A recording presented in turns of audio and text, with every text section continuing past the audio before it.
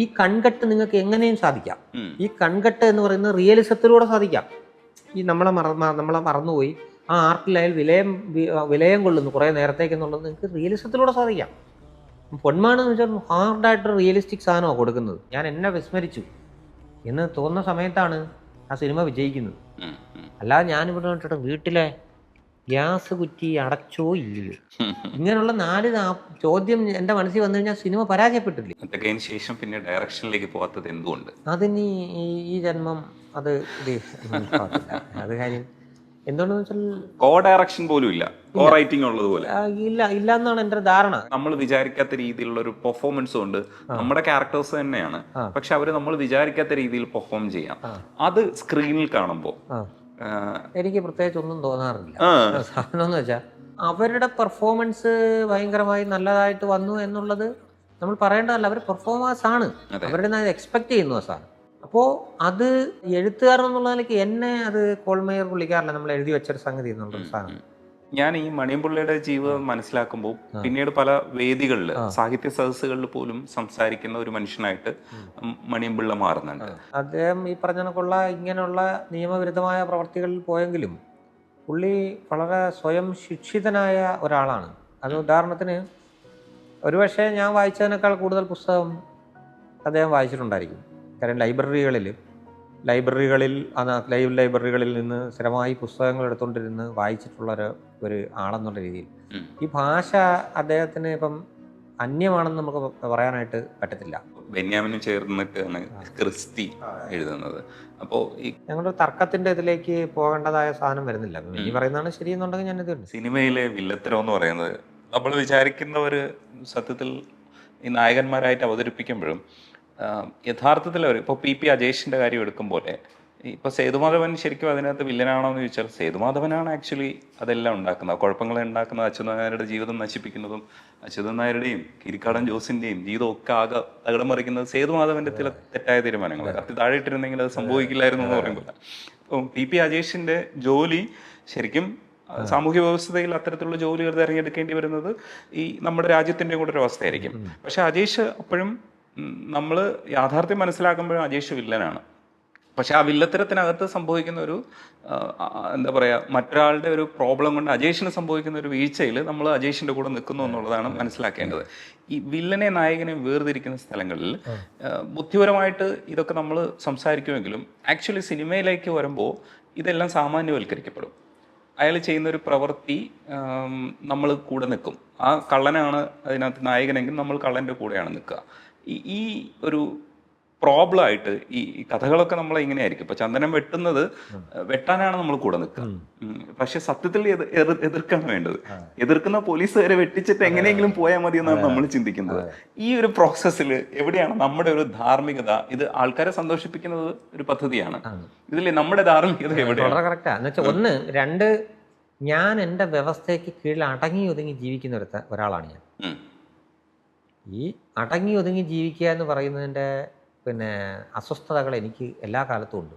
ഞാൻ രാവിലെ 9:30 ഒരു മുതലാളിയുടെ അടുത്തോ അല്ലെങ്കിൽ ഗവൺമെൻറ് ജോലിക്കാരാണെങ്കിൽ ഗവൺമെൻറ് എന്ന മുതലാളിയുടെ കീഴിലോ ഇരിക്കുകയും 5 മണി വരെ 5:15 മണി വരെ അവിടെ ചെന്ന് ഇരിക്കുകയും എന്നുള്ള രീതിയിൽ ഞാൻ ഇങ്ങനെ സമസ്തമായി അതിന് വിധേയമാക്കി സിസ്റ്റത്തിന് വിധേയമായി ജീവിക്കുന്ന മനുഷ്യരാണ്.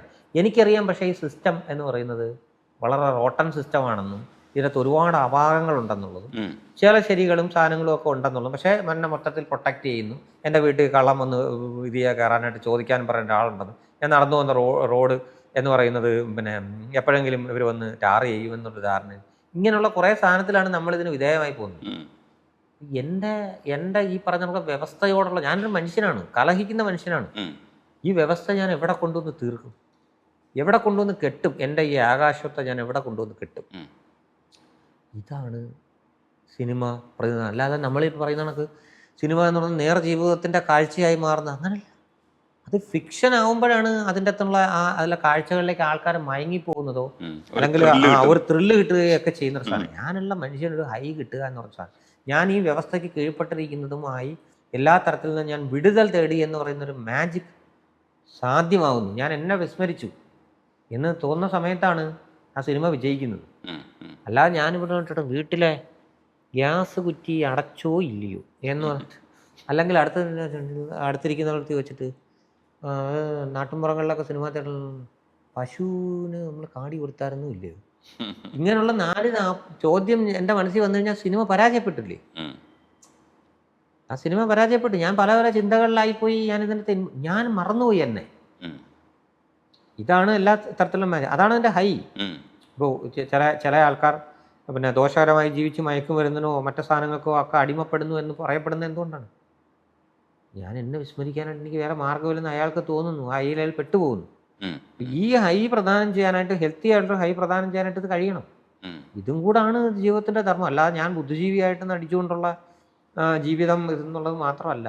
അതുകൊണ്ടാണ് പോലീസുകാരനെ എടുത്തിട്ട് 4 ചവിട്ടുമ്പോഴത്തേക്ക് ഇവർക്ക് സന്തോഷം തോന്നുന്നത്. അതുകൊണ്ട് അറിയാം, എനിക്ക് പോലീസ് സ്റ്റേഷനിൽ എൻ്റെ മുട്ട് പറയ്ക്കും.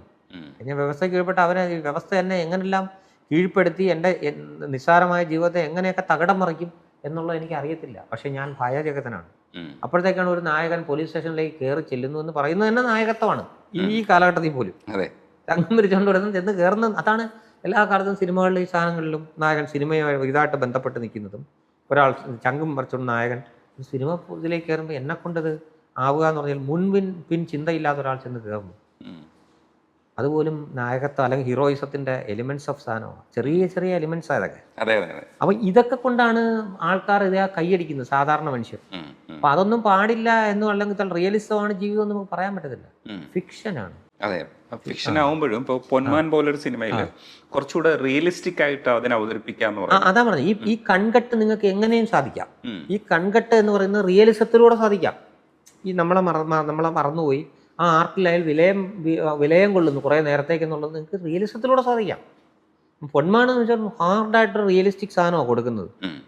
ഒരു പയ്യനെ നമ്മൾ നടത്തിക്കൊണ്ട് വരുന്നു, ഒരു പാവം അലമ്പ് എവിടുന്ന് വന്നവനടാ എന്ന് തോന്നുന്നൊരു സാധനത്തിലേക്ക് നമ്മൾ ഈ സിനിമയും ചിലപ്പോൾ അങ്ങ് വിട്ട് കളയുന്നൊരു സമയത്ത് അവൻ്റെ ഇന്ന് ഒരു കുടുംബം, പെണ്ണിൻ്റെ കുടുംബവും ഇവരെല്ലാം കൂടി ചേർന്ന് അവൻ്റെ നാളെ ജീവിക്കാനുള്ള സാധനം എടുത്തുകൊണ്ട് പോകുന്ന സ്ഥലത്ത് ഇവൻ്റെ കൂടെ നിൽക്കുക. അവിടെ നമ്മൾ നേരത്തെ പറഞ്ഞത്, ഇവിടുന്ന് ഈ കഥയെ മുന്നോട്ട് നമ്മൾ കൊണ്ടുപോകണമെന്നുണ്ടെങ്കിൽ ഈ നായക കഥാപാത്രത്തിൽ ഒരുപാട് വില്ലത്തരങ്ങൾ വേണം. അവൻ ഇത് വാങ്ങിച്ചേ അടങ്ങത്തുള്ളൂ എന്ന് പറയുന്ന സ്ഥലത്ത് വെച്ചിട്ടാണ് നമ്മൾ അവൻ്റെ കൂടെ നിന്നു. തന്നെടാ നീ പോയി വാങ്ങിച്ചോണ്ട് വാടാ എന്ന് പറയുന്നൊരു സാധനമുണ്ട്. പിന്നെ നീ എങ്ങനെ കൊണ്ടുപോയി നീ വാങ്ങിച്ചോണ്ട് വന്നു കഴിഞ്ഞാലും ഞാൻ പറഞ്ഞിട്ടല്ലേ നീ പോയത്, എങ്ങനെ നീ വാങ്ങിച്ചോണ്ട് വന്ന് നീ വാങ്ങിച്ചോണ്ട് വരണം. അതാണ് പിന്നെ പ്രേക്ഷകന്റെ ചിന്ത. അവിടെ പ്രേക്ഷകൻ ഇവനെ ഇത് ചെയ്ത് വിടുക. അവിടെയാണ് ഇയാൾ സകലം പിന്നെ ഇയാൾക്ക് ഈ അർമാദിക്കാനായിട്ട് സാധ്യത ഇയാൾക്ക് കിട്ടുക. ഈ അയാളുടെ ഉള്ള സകല വില്ലത്തരം. കാരണം റീസൺ എനിക്കാ, നീതി എൻ്റെ പക്ഷത്താ. ആ നീതിയെ മാറ്റിമറിക്കാൻ പറ്റത്തില്ല. എൻ്റെ സാധനം സ്വർണം കൊണ്ട് എനിക്ക് തിരിച്ച് കിട്ടുന്നിടം വരെ ആ നീതി എൻ്റെ പക്ഷത്താ. ഞാൻ എന്ത് പണി കാണിച്ചു കഴിഞ്ഞാലും നീതി എൻ്റെ പക്ഷത്താ. എൻ്റെ കാഴ്ചക്കാർ, എൻ്റെ കേൾവിക്കാരൻ്റെ കൂടെ നിൽക്കും എന്നുള്ള സ്ഥലത്താണ് അയാളുടെ ഇത്. അവിടെ അതിൻ്റെ അകത്ത് ഒന്നും അറിയാത്ത നമ്മളിപ്പോൾ പലരും പിന്നെ എൻ്റെ വ്യാഖ്യാനങ്ങൾ ഇഷ്ടം പോലെ വന്നല്ലോ. മര്യാദ ഒന്നും അറിഞ്ഞുകൂടാത്ത ഒരാൾ. അപ്പം അങ്ങനെ വരുന്നൊരു സമയത്ത് അയാളെ കുത്തുന്ന ഒരു പാർട്ട് പുസ്തകത്തിലില്ല. സിനിമയിൽ വരുമ്പോഴത്തേക്ക് നമ്മൾ എറ്റേണലി ഒരു ചോദ്യം ചോദിക്കത്തില്ലേ, അയാൾ എന്ത് പിഴച്ചു? എന്ത് പിഴച്ചു എന്ന് പറഞ്ഞ സ്ഥലത്ത് മരിയാനോയിലും കുറേ കുറ്റങ്ങൾ ഉണ്ടാവണം. ഇയാൾക്കൊരു ചെറിയ നായകത്വം നമ്മൾ കൊടുത്തേ വരും. ഇയാൾക്ക് എവിടെങ്കിലുമൊക്കെ നീതിയിൽ നിന്ന് ഇയാൾ പിടിവിട്ടു പോകുന്നു എന്ന് പ്രേക്ഷകൻ സംശയിച്ചു തോന്നുന്നൊരു സ്ഥലത്താണ് ഇവന് കുറെ കൂടെ ക്ഷതം ഏൽക്കുകയാണ്. ഇയാളെ നിന്ന് പോവുകയും ചെയ്തു, ഇയാൾക്ക് പിന്നെ കുത്തേൽക്കുകയും ചെയ്തു എന്ന് പറയുന്ന സ്ഥലത്തേക്കുള്ളൊരു കഥയിലുള്ളൊരു ചുഴി ആൾക്കാർ ആഗ്രഹിക്കുന്നുണ്ട്. ഈ ഒരു ബാലൻസ് ഉണ്ട്. ഇത് കൊണ്ടുപോകാൻ എളുപ്പമുള്ള കാര്യമല്ല. അത് പിന്നെ നമ്മളിതൊക്കെ വിചാരിച്ചെങ്കിലും ഇതെല്ലാം ആൾക്കാർക്ക് കിട്ടുന്നൊരു കെമിസ്ട്രി ഉണ്ട്. അത് ഇതുവരെ കണ്ടുപിടിച്ചിട്ടില്ല. അപ്പൊ അത് കണ്ടുപിടിക്കാത്തടത്തോളം ഇങ്ങനെ ചില ഊഹാപോഹങ്ങളിലൂടെ നമ്മൾ പിന്നെ മൂന്നാറിലൂടെ പിന്നെ ഡിസംബറിൽ നമ്മുടെ ഫോഗ് ലൈറ്റ് ഇല്ലാതെ വണ്ടി ഓടിക്കുന്നതാണ് കാണുന്നത്. സിനിമയ്ക്ക് ഫോഗ് ലൈറ്റ് ഇല്ല. മൂന്നാർ പോലുള്ള സ്ഥലത്തേക്കാണ് കൊണ്ടുവന്നത്. നമുക്കൊരു ധാരണയുണ്ട് ഇവിടെ ഒരു ഹെയർ പിന്നാണ്, മറ്റൊരു സാധനമാണ്, മറിച്ച സാധനമാണ് കൊണ്ട് ഇതിലേക്ക് പോകുക എന്നുള്ളതേ ഉള്ളൂ. അയ്യപ്പനും കോശിയില് ഇടയ്ക്ക് വെച്ചിട്ട് ഇവരെന്തിനാണ് ഈ വഴക്കുണ്ടാക്കുന്നത് എന്നുള്ളത് അപ്രസക്തമാകുന്ന ഒരു സ്ഥലമൊക്കെ എത്തിയിട്ടുണ്ടായിരുന്നു എന്നെ സംബന്ധിച്ചിടത്തോളം. പക്ഷെ അവിടെ വീണ്ടും എഴുതി കയറ്റി നമ്മളിലേക്ക് കൊണ്ടുവരാൻ ആ കഥയ്ക്ക് കഴിഞ്ഞിട്ടുണ്ട്. സച്ചി അത് നന്നായിട്ട് കൊണ്ടുവന്നിട്ടുണ്ട്.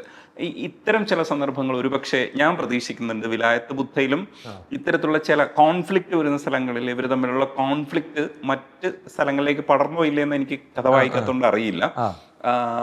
അത് നന്നായിട്ട് വന്നിട്ടുണ്ടാവും എന്നാണ് ഞാൻ ഊഹിക്കുന്നത്. കാരണം ഫസ്റ്റ് പോർഷൻ വായിച്ചപ്പോൾ എനിക്ക് അങ്ങനെ ഒരു ഫീലാണ് കിട്ടിയത്. പക്ഷേ ഈ കോൺഫ്ലിക്റ്റുകൾ ചില സ്ഥലത്ത് നമുക്ക് എത്തുമ്പോൾ ഇതിന്റെ ആവശ്യമുണ്ടോ എന്ന് തോന്നും. കഥയിൽ പലയിടത്തും നമുക്ക് തോന്നുന്നതാണ് ഇങ്ങനെ ഒരു റീസണബിൾ റീസൺ ഇല്ലെങ്കിൽ അത് വീണു പോകുമെന്ന് നമുക്ക് തോന്നും. ഈ വിലായത്ത് ബുദ്ധയിൽ എവിടെയെങ്കിലും അങ്ങനെ ഗ്രിപ്പിംഗ് ഇല്ലാത്ത സ്റ്റേറ്റ് ഉണ്ടായിട്ടുണ്ടോ? ഞാനത് അയ്യപ്പനും കോശിയെ സംബന്ധിച്ച് പറയാം. അയ്യപ്പനെ സംബന്ധിച്ചുള്ളതെന്ന് വെച്ചാൽ ഒരു ചെറിയ ഈഗോയും ഞാൻ പിന്നെ എന്നെ ഒരിക്കലും ഒരുത്തനും പിടിക്കാൻ പറ്റത്തില്ല. ഞാനിതിനെ ഈ ചെറിയ നിയമത്തിൻ്റെ ചിലന്തി വലകൾ എനിക്ക് നിസ്സാരമാണ് എന്ന് തോന്നുന്ന ഒരു മനുഷ്യൻ വന്ന് വളരെ പിന്നെ ഉറപ്പുള്ളൊരു മനുഷ്യൻ്റെ ഇതിൽ ചെന്ന് വീണു കൊടുത്തതാണ്. ഉറപ്പുള്ളൊരു ചിലന്തി ചെന്ന് വീണു കൊടുത്ത ഒരു കഥയാണത്.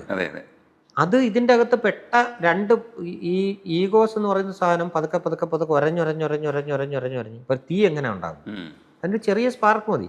ആ സ്പാർക്ക് ഒരഞ്ഞൊരഞ്ഞ് അതിന് ഈ തീക്ക് ജീവിക്കാനായിട്ടുള്ള റോ മെറ്റീരിയൽസ് അതിന് പടരാനുള്ള മെറ്റീരിയലുകളാണ് ഓരോരോ സീനുകളും ഇങ്ങനെ പടർന്ന് വരുന്ന ഒരു സംഗതിയാണ് ഇതിനകത്ത് വരുന്നത്. അപ്പോൾ ഈ സംഘർഷങ്ങൾ എത്ര അട്ടി കണക്ക് വെച്ചാൽ ഇത് മറിയുന്നില്ല. സാമാന്യഗതിയിൽ മറിയാം. യവനും കോശിയുടെയും ഒരു പ്രത്യേകത അതായിരുന്നു, ഇത് മറിയുന്നില്ല എന്നുള്ളതാണ്. അതാണ് സിനിമയുടെ ഒരു വലിയ പ്രത്യേകത. നമുക്ക് ഒരു കഥാകൃത്ത് എന്നുള്ളത് നമുക്ക് പറയാം, പിന്നെയും കല്ലെടുത്ത് മുകളിൽ കയറ്റി വെക്കുമ്പോൾ ഉണ്ടാകുന്ന ഒരു ഭയം ഇത് അടി സ്ട്രോങ് ആവുകയാണ് ചെയ്യുന്നത്. വിലായത്ത് ബുദ്ധയെ സംബന്ധിച്ചിടത്തോളം ആണെങ്കിൽ അതിൽ സ്നേഹത്തിന്റെ ഈ നേരത്തെ പറഞ്ഞ അന്തർധാരകളില്ല. ഇവർ തമ്മിൽ എവിടേക്കോ ഒരു വിട്ട് പോയട്ടെ എന്നൊരു സാധനം തോന്നുന്നു എന്നുള്ളത് പോലും അതിൽ പ്രധാനമാണ്. പക്ഷെ അത്രയേ ഉള്ളൂ. ഇതിലങ്ങനല്ല. ഇതൊരു ഗുരുവും ശിഷ്യനുമാണ്. അതിൻ്റെ അകത്ത് നമുക്കൊരു ഈ സംഘർഷം എന്ന് പറഞ്ഞ ഈഗോയുടെ വാശി എന്നുള്ള ഒറ്റ സ്ഥാനത്ത് നമുക്ക് ഉറച്ചു നിൽക്കാം. വിലായത്ത് ബുദ്ധയെ സംബന്ധിച്ചിടത്തോളം അങ്ങനല്ല. ഇതിൻ്റെ അകത്തൊരു ഫിലോസഫിക്കലായിട്ടുള്ള കുറേ ലേയേഴ്സ് അതിൽ കിടപ്പുണ്ട്. ഒന്ന് എന്ന് പറയുന്നത് ഗുരുവും ശിഷ്യനും തമ്മിലുള്ള ക്ലാഷിന് ഒരു പരിധിയുണ്ട്. ഇയാളാവട്ടെ ഈ ഗുരുവിനെ തകർക്കാനോ ഇല്ലാതാക്കാനോ ഒന്നുമല്ല ശ്രമിക്കുന്നത്. ഗുരുവിൻ്റെ വീട്ടിൻ്റെ മുമ്പിൽ ഒരു സംഗതി നിപ്പുണ്ട്, അതെനിക്ക് സാറ് തരണം. ഞാൻ അങ്ങനെ പല വീടുകളിലും ചെന്ന് ചോദിച്ചു, സാറ് തരത്തില്ല എന്ന് പറഞ്ഞു. ഇത് എനിക്ക് വളരെ അത്യാവശ്യമുള്ളൊരു സംഗതിയാണ്. അപ്പം ഇങ്ങനെ പോകുന്നൊരു സംഗതിയാണ്. മറ്റത് അപ്പം ഇത് ഏത് സമയത്ത് വേണമെങ്കിലും ഇയാൾ ഗുരുവിനോട് കാണിക്കുന്നത് മര്യാദകളല്ല എന്ന് പറയുന്നത് എറ്റേണൽ ആയിട്ടുള്ള ഒരു ഗുരു അവിടെ നിൽക്കുക. എവിടാ? ഈ പുരാണത്തിൽ ആരാ? ഈ ബുദ്ധനെ കൊത്താനായിട്ടുള്ള ബുദ്ധൻ എന്ന് പറഞ്ഞത് ഭഗവാനാണ്. ഈ സാധനം കണ്ടാൽ തന്നെ ഈ ഡബിൾ മോഹൻ അതിന്റെ മുമ്പിൽ ചെന്ന് നമസ്കരിക്കുകയാണ് ചെയ്യുന്നത്. ഇതിന്റെ അകത്തിരിക്കുന്നത് അയാളുടെ കാഴ്ചയിലുണ്ട്. ഓരോന്നും ഇതിലെ ധ്യാനത്തിലിരിക്കുന്ന ബുദ്ധനാണ് ഓരോ. അവിടെ ഈ ഗുരു അഹിംസ കാണിക്കുന്ന സമയത്താണ് ഇനി നിനക്ക് ഇവിടെ നിൽക്കാനായിട്ടുള്ളൊരു യോഗ്യത ഇല്ല, നിങ്ങൾ ഇവിടെ അല്ല നിൽക്കേണ്ടത്, അഹിംസ പഠിപ്പിച്ച ആളാണ്, ഹിംസയുടെ തന്നെ. അങ്ങനെയൊക്കെയുള്ള ടോൺസ് ഭയങ്കരമായിട്ടുണ്ട്. ഇത് തമ്മിലൊക്കെ ഉള്ളൊരു വടംവലി അവിടത്തുള്ള കാഴ്ച. പിന്നെ ഒരു മനുഷ്യന്റെ വീഴ്ച എന്ന് പറയുന്നതാണ്. ഒരു മനുഷ്യന്റെ വീഴ്ചയാണ്. മറ്റേതങ്ങനെയല്ല, തുടക്കം മുതൽ സംഘർഷമാണ്. ഇതിൻ്റെ അകത്ത് എങ്ങനെയുള്ള അത് തമ്മിൽ നമുക്ക് കമ്പയർ ചെയ്യാനേ പറ്റത്തില്ല.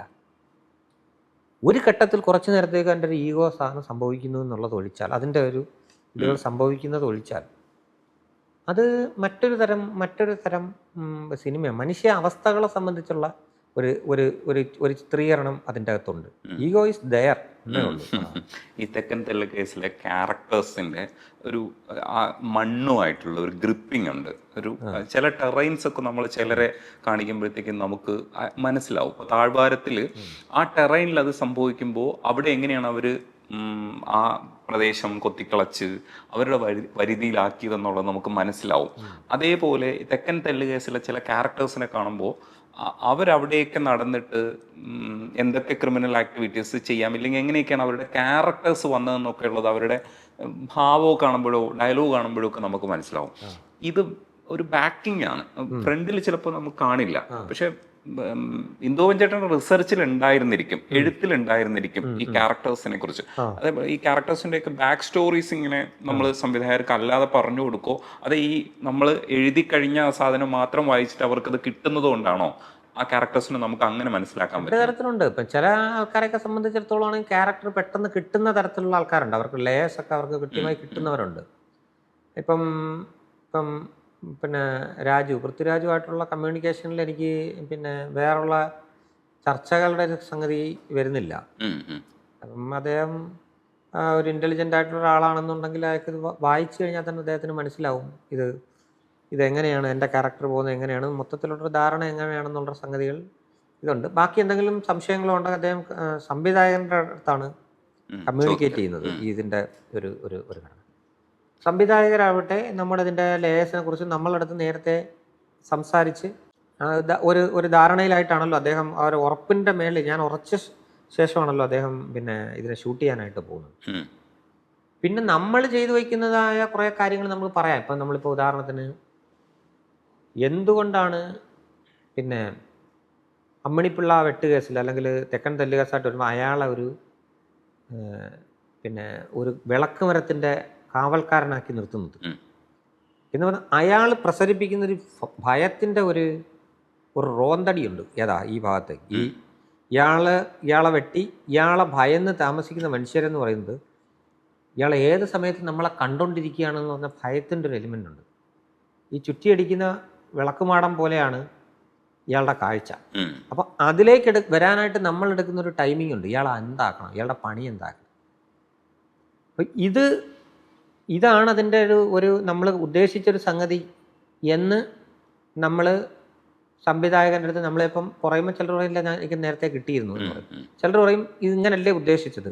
അപ്പം അതിനനുസരിച്ചുള്ള രീതിയിലുള്ള ഒരു ചിത്രീകരണം എടുക്കാൻ വേണ്ടിയായിരിക്കും ചിലപ്പോൾ അവരൊന്നുകൊണ്ട് ക്ലാരിഫിക്കേഷൻ ചോദിക്കുന്നത്. ഇങ്ങനെയൊക്കെയാണ് ഇതിൻ്റെ കൊടുക്കൽ വാങ്ങൽ. അല്ലാതെ നമ്മൾ കഥാകൃത്ത് എഴുതി പഠിപ്പിച്ചൊരു സാധനമല്ല. അത് സംവിധായകൻ്റെ കാഴ്ചയാണ്. അതിലേക്ക് നമ്മൾ കോൺട്രിബ്യൂട്ട് ചെയ്യുക മാത്രമാണ് ചെയ്യുന്നത്. ഇപ്പോൾ മണിയമ്പിള്ളയുടെ കഥ എഴുതുന്ന സമയത്ത് ഈ ജീവിത കഥയാണ് അത് എഴുതുന്നത്. പക്ഷെ ഇന്ദുവൻ ചേട്ടൻ അത് എഴുതി കഴിയുമ്പോൾ ആ കഥയ്ക്കകത്ത് നമുക്ക് വായിക്കാൻ പറ്റുന്ന പരുവത്തിൽ ഒരു സുഖമുള്ള ഒരു ഫോർമാറ്റിലേക്ക് ഇത് വരും. ഞാൻ ഈ മണിയമ്പിള്ളയുടെ ജീവിതം മനസ്സിലാക്കുമ്പോൾ പിന്നീട് പല വേദികളിൽ സാഹിത്യ സദസ്സുകളിൽ പോലും സംസാരിക്കുന്ന ഒരു മനുഷ്യനായിട്ട് മണിയമ്പിള്ള മാറുന്നുണ്ട്. എനിക്ക് തോന്നുന്നു ഇന്ദുവൻ ചേട്ടൻ്റെ ആ റൈറ്റിംഗ് സ്കില്ല് ഇല്ലെങ്കിൽ അത് അതിനകത്തുനിന്ന് മനസ്സിലാക്കുകയും അതിനെ കൂടെ സ്വാംശീകരിച്ചിട്ടുള്ളൊരു അപ്ലിഫ്റ്റിംഗ് ആ മനുഷ്യന്റെ ജീവിതത്തിൽ സംഭവിച്ചിട്ടുണ്ട്. എന്തൊക്കെയാണോ അയാളുടെ ജീവിതാനുഭവങ്ങൾ പുള്ളിയുടെ ജീവിതത്തിൽ ഉണ്ടായത്, അതേപോലെ തന്നെ ഇന്ദുവൻ ചേട്ടന്റെ എഴുത്തിന് ശേഷം ഒരു പരുവപ്പെടലുണ്ട്. അങ്ങനെ ഒരു പരുവപ്പെടൽ അദ്ദേഹത്തിന്റെ ജീവിതത്തിൽ നടന്നിട്ടുള്ളതായിട്ട് തോന്നിയിട്ടുണ്ടോ? അല്ല, കുറേയൊക്കെ നടന്നിട്ടുണ്ടാവണം. അത് എനിക്ക് തോന്നുന്നു അതങ്ങനെയാണെങ്കിൽ സാഹിത്യത്തിന്റെ ഒരു മെച്ചമായിട്ടാണ് എനിക്ക് തോന്നിയത്. അതൊരു ഒന്ന് അദ്ദേഹത്തിൻ്റെ ഭാഷ തന്നെയാണ് അതിൻ്റെ അകത്ത് കൂടുതലും വന്നിട്ടുള്ളത്. എന്തുകൊണ്ടെന്ന് വെച്ചാൽ അദ്ദേഹം ഈ പറഞ്ഞ ഇങ്ങനെയുള്ള നിയമവിരുദ്ധമായ പ്രവർത്തികളിൽ പോയെങ്കിലും പുള്ളി വളരെ സ്വയം ശിക്ഷിതനായ ഒരാളാണ്. അത് ഉദാഹരണത്തിന് ഒരുപക്ഷെ ഞാൻ വായിച്ചതിനേക്കാൾ കൂടുതൽ പുസ്തകം അദ്ദേഹം വായിച്ചിട്ടുണ്ടായിരിക്കും. ലൈബ്രറികളിൽ നിന്ന് സ്ഥിരമായി പുസ്തകങ്ങൾ എടുത്തുകൊണ്ടിരുന്ന് വായിച്ചിട്ടുള്ള ഒരു ആളെന്നുള്ള രീതിയിൽ ഈ ഭാഷ അദ്ദേഹത്തിന് ഇപ്പം അന്യമാണെന്ന് നമുക്ക് പറയാനായിട്ട് പറ്റത്തില്ല പലപ്പോഴും. അതിപ്പോഴുള്ള സംഭാഷണത്തിൽ അത് ഒരു പുസ്തക രചയിതാവായി മാറിയതിന് ശേഷമുള്ള ഒരു സംസ്കരണം അതിൻ്റെ അകത്തേക്ക് സാഹിത്യം കൊണ്ടുവന്നിട്ടുണ്ടെന്നുണ്ടെങ്കിൽ ഞാൻ വിചാരിക്കുന്നത് അതൊരു സാഹിത്യം ചെയ്ത ഒരു വലിയ കാര്യമായിട്ടാണ് എനിക്ക് അതിൽ തോന്നുന്നത്. അയാളെ സംബന്ധിച്ചിടത്തോളം പുള്ളിക്കാരൻ വായിച്ചതിൻ്റെ ഇതിൽ പുള്ളി ബഷീറിൻ്റെ വീട്ടിൽ ഭേദിച്ച് കയറാനായി ശ്രമിച്ച ആരാധന മൂത്ത് അങ്ങനെ അദ്ദേഹത്തിൻ്റെ എല്ലാ സാധനങ്ങളും പലവട്ടം വായിക്കുക അങ്ങനെ വരുന്നൊരു തസ്കരൻ റയറാണ്.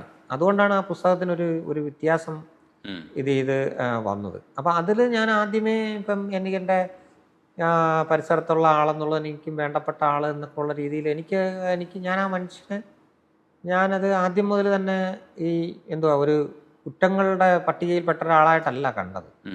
ഞാൻ എൻ്റെ വീട്ടിൽ തന്നെ താമസിപ്പിച്ച് ഒക്കെ തന്നെയാണ് അത് പലപ്പോഴും അത് കുറിച്ചെടുത്തത്. അതുകൊണ്ട് ഈ സംസ്കരണം പെട്ടെന്ന് സാധ്യമാകുന്നല്ല. എൻ്റെ അടിത്തറ വായനയുടെ അടിത്തറ അദ്ദേഹത്തിന് ഉണ്ടായിരുന്നു. ഞാൻ ഈ ആനന്ദിന്റെ പുസ്തകങ്ങൾ വായിക്കുമ്പോൾ എനിക്ക് മനസ്സിലായിട്ടുള്ളത് ചരിത്രത്തെ നമുക്ക് മറ്റൊരു തരത്തിൽ പാഠമാക്കാൻ തക്ക രീതിയിൽ വളരെ കാര്യമായിട്ടും ലളിതമായിട്ടും ഒക്കെ പുള്ളി പറഞ്ഞു തരാൻ ശ്രമിക്കും. ഒരുപാട് വായനകൾക്ക് സാധ്യതയുണ്ട്, പല ലേയേഴ്സും ഉണ്ടാവും. അതേപോലെ ഈ റിസർച്ച് എന്ന് പറയുമ്പോൾ ഇന്ദുവൻ ചേട്ടൻ്റെ റിസർച്ചസിൽ ലോകത്താകമാനം നടക്കുന്ന പലതരത്തിലുള്ള സംഭവങ്ങൾ, ആ സംഭവങ്ങളുടെയൊക്കെ ഒരു തലച്ചോറുള്ളൊരു മനുഷ്യൻ ചില ക്യാരക്ടേഴ്സിനെയൊക്കെ ഉണ്ടാക്കുമ്പോൾ നമുക്ക് ആ പാഠങ്ങൾ കൂടി ഒരു തരത്തിൽ ഈ കഥയിലൂടെ നമുക്ക് കിട്ടുകയാണ്. നമ്മൾക്ക് എളുപ്പമുള്ളൊരു പ്രോസസ്സാണ്.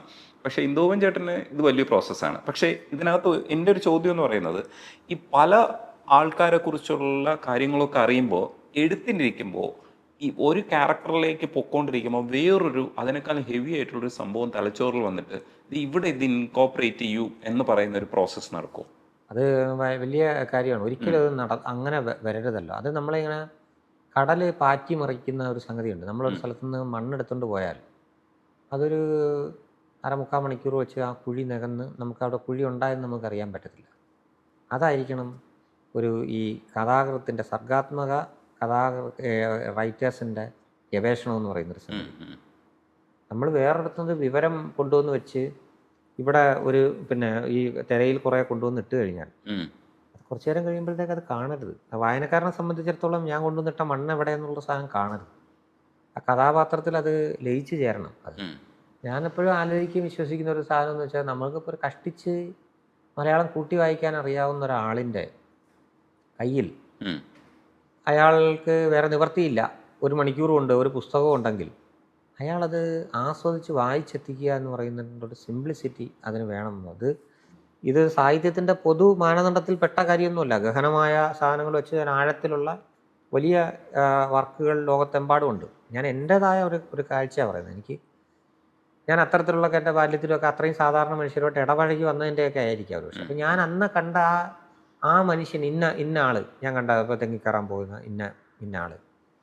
അപ്പം അദ്ദേഹം ഇപ്പം ഈ പ്രായത്തിൽ, ഇപ്പം മരിച്ചിത്രയോ കാലം, ഈ പ്രായത്തിൽ അദ്ദേഹം വന്ന് അത്യാവശ്യമൊക്കെ വായിക്കും, പേപ്പറൊക്കെ ഓടിച്ചൊക്കെ വായിക്കുമ്പോൾ അദ്ദേഹം ഇത് വായിച്ച് 1 മണിക്കൂർ കിട്ടുകയാണെങ്കിൽ ഇത് വായിച്ചു വന്നതിന് ശേഷം ഇത് ഇന്ന ആളുടെ മോൻ എഴുതി വെച്ച ഒരു സാധനമാണല്ലോ, ഒരു സാധനം അങ്ങനല്ല. അയാൾ എൻ്റെ അടുത്ത് നിന്ന് നീ വായിച്ചത് എനിക്ക് മനസ്സിലായി, സാധനം ചില ഭാഗമൊന്നും മനസ്സിലായി പക്ഷേ രസമുണ്ടായിരുന്നു എന്ന് പറയാനായിട്ട് പറ്റുകയാണെന്നുണ്ടെങ്കിൽ എനിക്ക് വലിയ സന്തോഷമാണ്. അതിൽ ഞാൻ പറഞ്ഞ കണക്കുള്ള നമ്മൾ റിസർച്ച് ചെയ്ത് മറ്റേ സാധനവും ഇതൊക്കെ ആയ സാധനം ആ മനുഷ്യനെ ഒരു തരത്തിലും അലോസരപ്പെടുത്താതെ അതിൻ്റെ കോറിലേക്ക് അത് അലിഞ്ഞു കിടക്കണം എന്നുള്ളതാണ് അതിൻ്റെ ഒരു സിദ്ധാന്തം. അത് തന്നെ വേണ്ടതും. ഈ കഥാപാത്രങ്ങളായിട്ട് വരുമ്പോൾ ഇപ്പോൾ ബേസലിൻ്റെ അഭിനയത്തിൽ ഒരു പ്രധാനപ്പെട്ട റോളാണ് പി അജേഷ് എന്ന് പറയുന്നത്. അവിടെ വരെ എത്തുമ്പോൾ നമ്മൾ ബെസ്റ്റ് എന്ന് പറയില്ലേ, കരിയർ ബെസ്റ്റ് എന്ന് സിനിമ ഇറങ്ങിയ സമയത്ത് പറഞ്ഞിട്ടുണ്ടായിരുന്നു. അതേപോലെ ഓരോരുത്തരുടെയും പെർഫോമൻസ് കാണുമ്പോൾ നമുക്കൊരു സന്തോഷം തോന്നും, അയാൾ കൊള്ളാമല്ലോ. ചില ക്യാരക്ടേഴ്സ് ചിലപ്പോൾ നമ്മൾ ഉദ്ദേശിക്കാത്ത രീതിയിലുള്ള ഒരു പെർഫോമൻസ്, ഇല്ലെങ്കിൽ ഒരു ഭയങ്കര ഒരു ഇതോ ഉണ്ടാവും, പ്രസരിപ്പോ, ഇല്ലെങ്കിൽ നമ്മൾ വിചാരിക്കാത്ത രീതിയിലുള്ള ഒരു പെർഫോമൻസ് കൊണ്ട് നമ്മുടെ ക്യാരക്ടേഴ്സ് തന്നെയാണ്, പക്ഷെ അവര് നമ്മൾ വിചാരിക്കാത്ത രീതിയിൽ പെർഫോം ചെയ്യാം. അത് സ്ക്രീനിൽ കാണുമ്പോൾ എനിക്ക് പ്രത്യേകിച്ച് ഒന്നും തോന്നാറില്ല. സാധനം എന്ന് വെച്ചാൽ അത് എന്ന് വെച്ചാൽ ഇപ്പം ഞാൻ പറഞ്ഞു, ഒന്ന് ബേസലിന്റെ കരിയർ ബെസ്റ്റ് പെർഫോമൻസ് ആണെന്നുള്ള സാധനമൊന്നും ഞാൻ വിശ്വസിക്കുന്നില്ല. കാര്യം വെച്ചാൽ ഇവിടം വരെയുള്ള സാധനങ്ങളിൽ ഇപ്പം വേണമെങ്കിൽ ഒക്കെ പറയാമായിരിക്കാം, അല്ലെങ്കിൽ അദ്ദേഹത്തിന്റെ 2-3 ചിത്രങ്ങളിലെന്നൊക്കെ പറയാം. കരിയർ ഇങ്ങനെ ഇനി കിടക്കുകയല്ലേ, കരിയർ എന്നുള്ള ആയിക്കോട്ടെ. പക്ഷെ അതെന്ന് വെച്ചാൽ അത് നമ്മൾ എഴുതി വെച്ച സാധനം ഇവരുടെ പെർഫോമൻസാണ്. അവർ ഓരോരുത്തരും തരത്തിലുള്ള സ്ക്രിപ്റ്റുകൾ വെച്ചിട്ടുള്ള പെർഫോമൻസാണ് അവർ. അപ്പം അവരുടെ പെർഫോമൻസ് ഭയങ്കരമായി നല്ലതായിട്ട് വന്നു എന്നുള്ളത് നമ്മൾ പറയേണ്ടതല്ല, അവർ പെർഫോമൻസാണ്, അവരുടെ അത് എക്സ്പെക്റ്റ് ചെയ്യുന്നു ആ സാധനം. അപ്പോൾ അത് എഴുത്തുകാരൻ എന്നുള്ള നിലയ്ക്ക് എന്നെ അത് കോൾമേയർ വിളിക്കാറില്ല, നമ്മൾ എഴുതി വെച്ചൊരു സംഗതി എന്നുള്ളൊരു സാധനം. അത് നമ്മൾ ഉദ്ദേശിച്ച പോലെ എത്തിയൊരു ആശ്വാസമേ തോന്നാറുള്ളൂ. അത് നമ്മുടെ ഉദ്ദേശിച്ച ഇപ്പം അതൊരു ഓവർ ഇപ്പം ആ ലോഡ്ജിലെ സീനുകളൊക്കെ ഓവർ ഡ്രമാറ്റിക്കായി തോന്നിക്കുകയോ ചെയ്യാമായിരുന്നു. പക്ഷെ ആ സിനിമയുടെ മൊത്തം വൈകാരികതയുടെ തീവ്രതയിൽ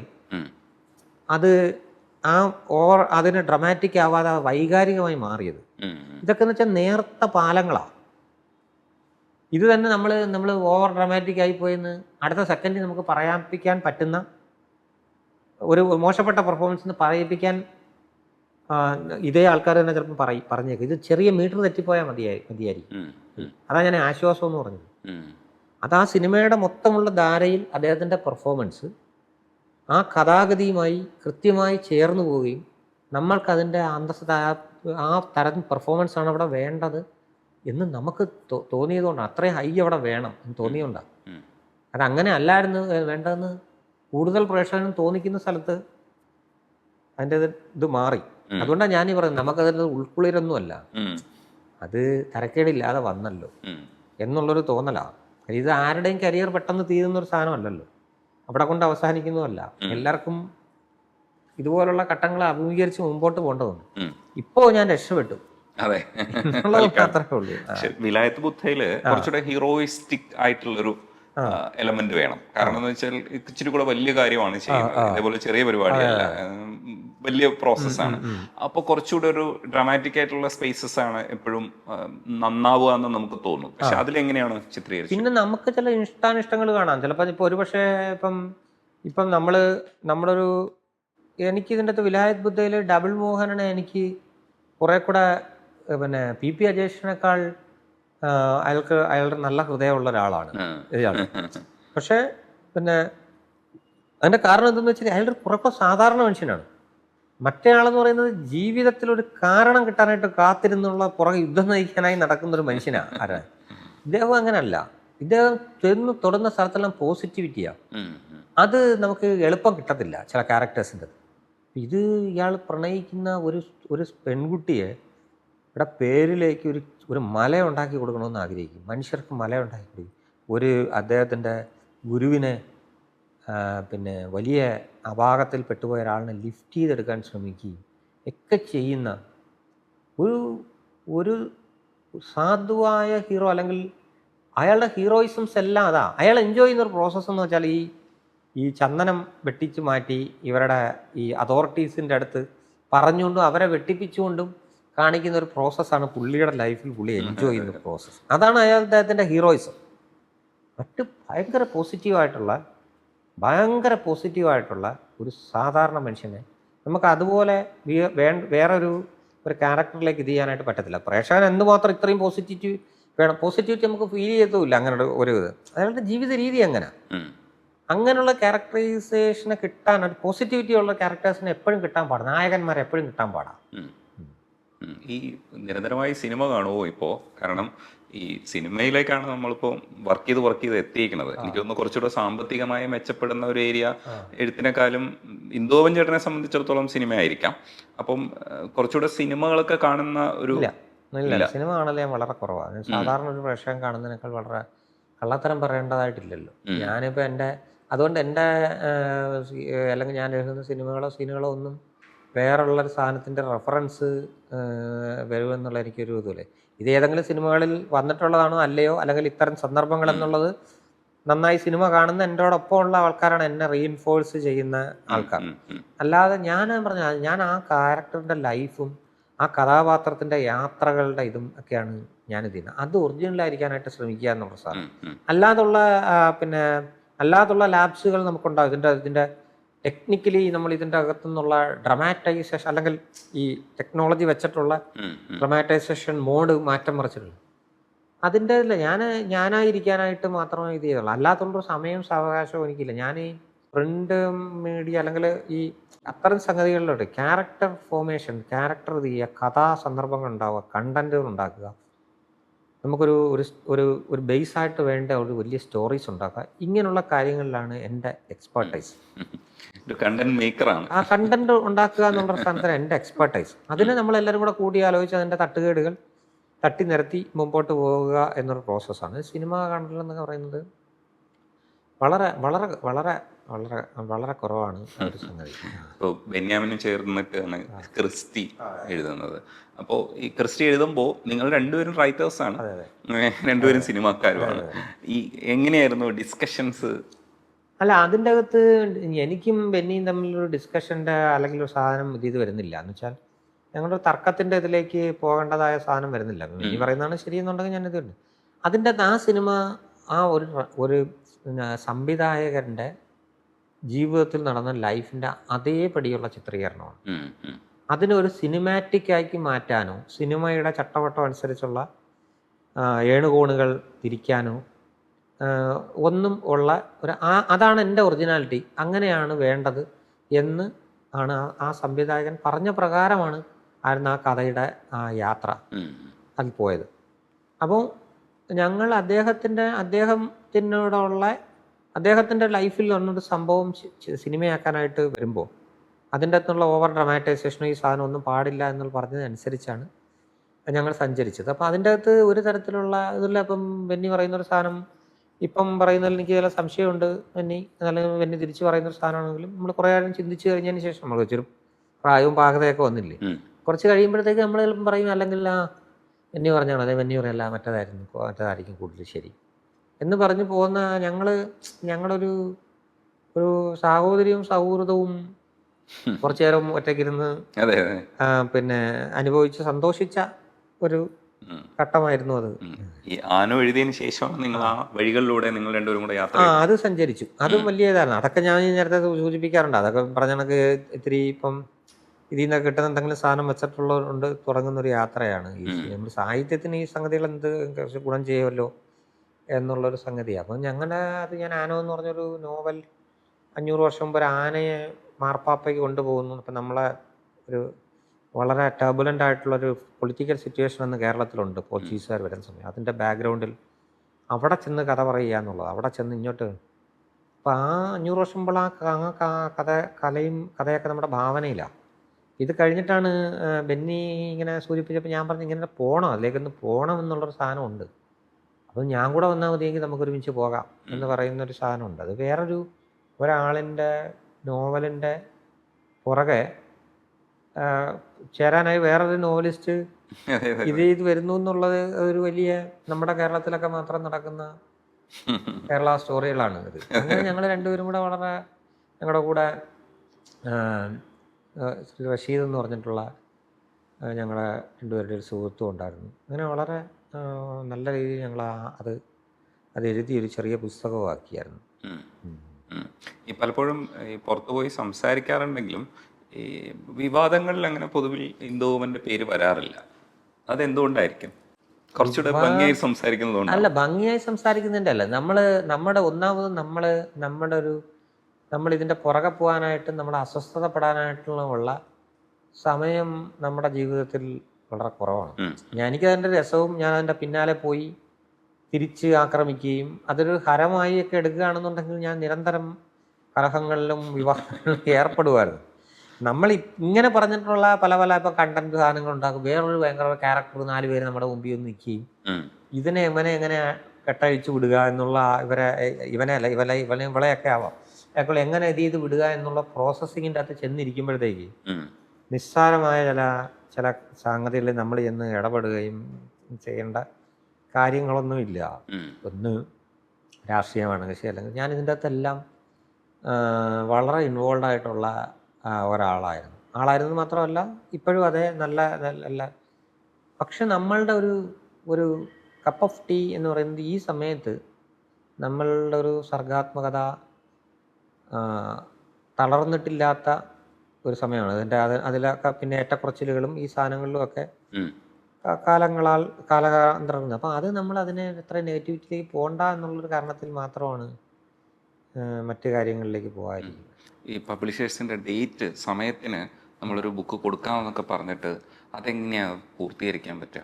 കുറച്ച് നാൾ മുമ്പൊക്കെ നമ്മളെ കൊണ്ടൊക്കെ അത് പറ്റുമായിരുന്നു. ഡെഡ് ലൈൻ കീപ്പ് ചെയ്യുക എന്നുള്ളതായിരുന്നല്ലോ പത്രപ്രവർത്തനം എന്ന് വെച്ചാൽ. അപ്പം നമ്മളിപ്പം രാത്രി 1:30 ഒരു പേജ് കൊടുക്കണമെന്ന് പറഞ്ഞാൽ നമുക്ക് 3 മണിക്ക് പേജ് കൊടുത്തിട്ട് കാര്യമില്ലല്ലോ. നാളെ രാവിലെ 5 മണി 5:30 മണിക്ക് പത്രം മുമ്പിലെത്തണമെന്ന് നിർബന്ധമുള്ള ആൾക്കാരുണ്ട് ഉള്ള സമയത്ത്.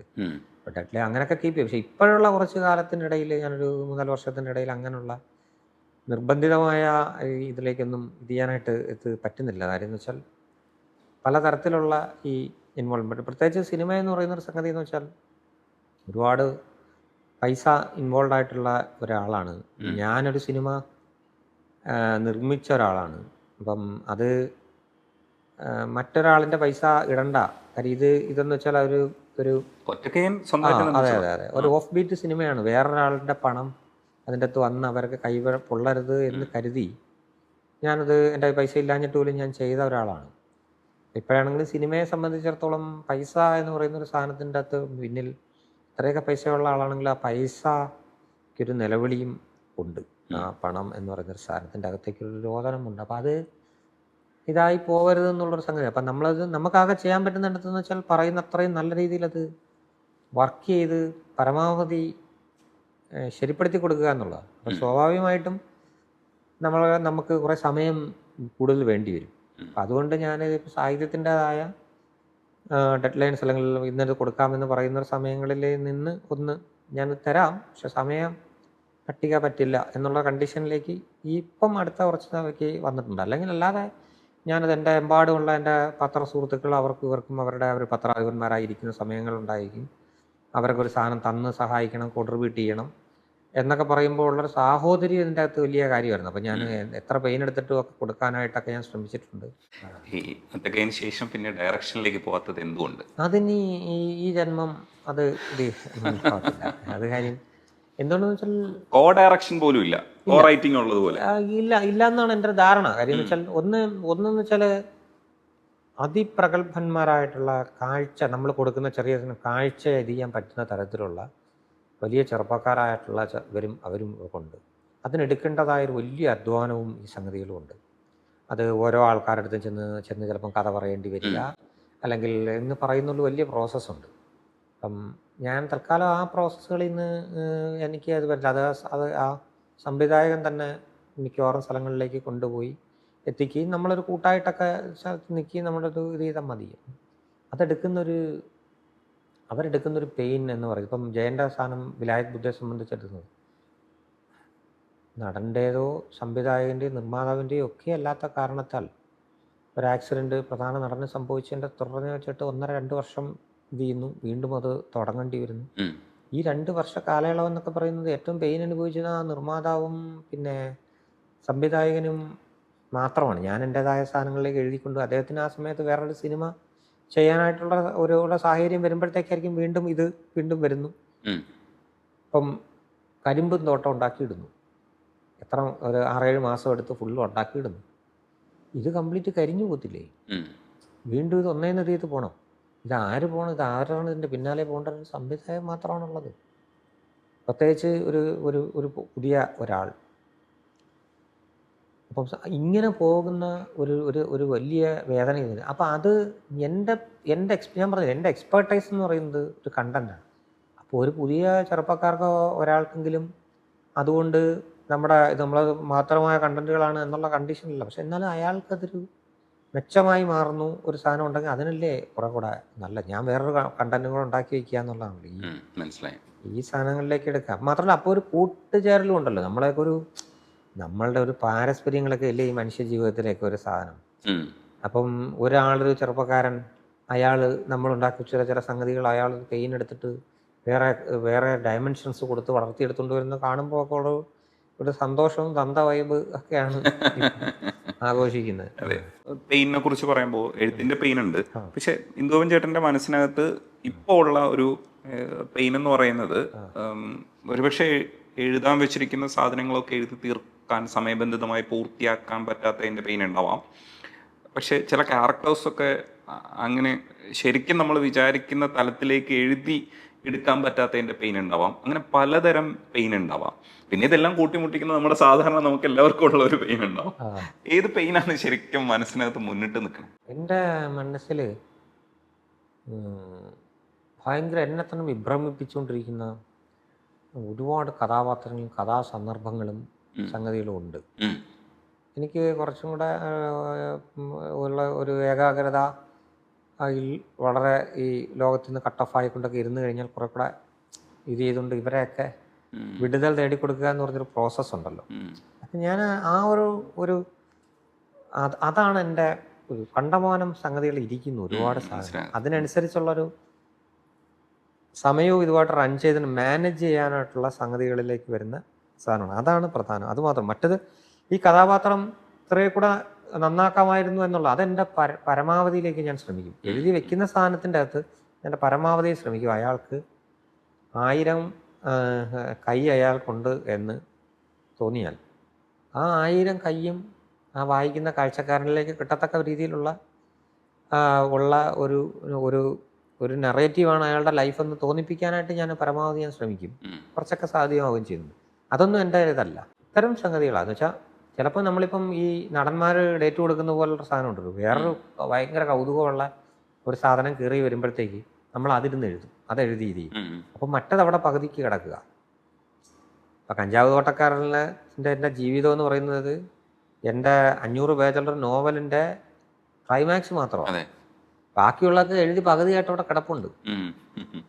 ഇത് ഞാൻ എഴുതിയാലേ ശരിയാവത്തുള്ളൂ.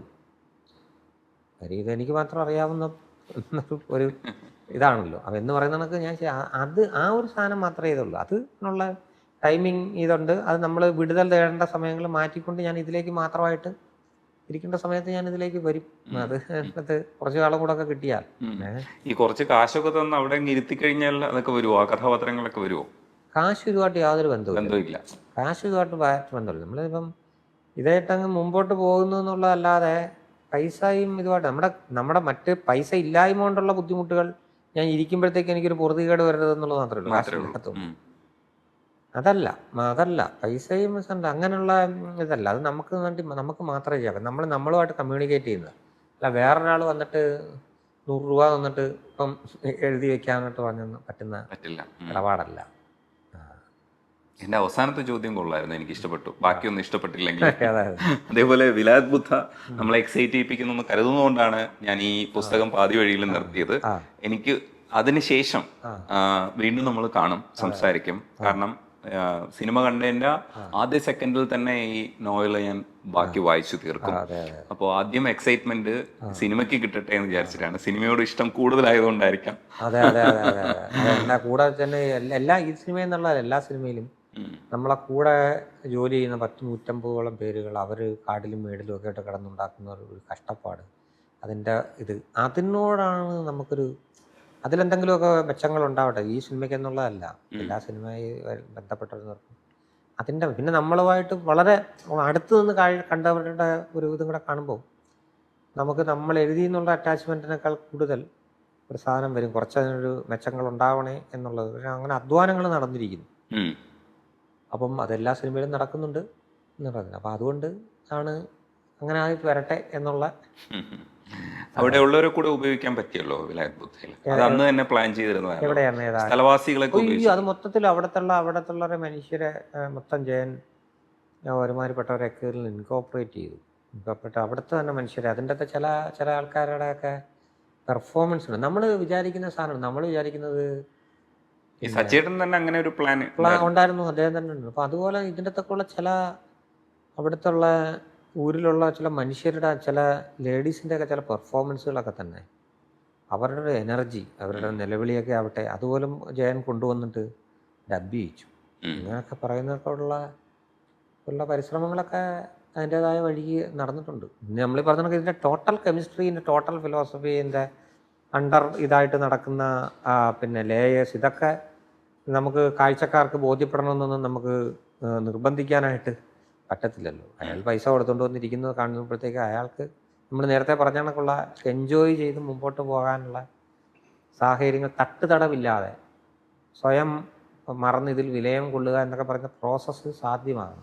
അപ്പോൾ ഇത്രയും സമയം ക്ഷമയോടുകൂടി എന്നെ കേട്ടതിന് സന്തോഷം.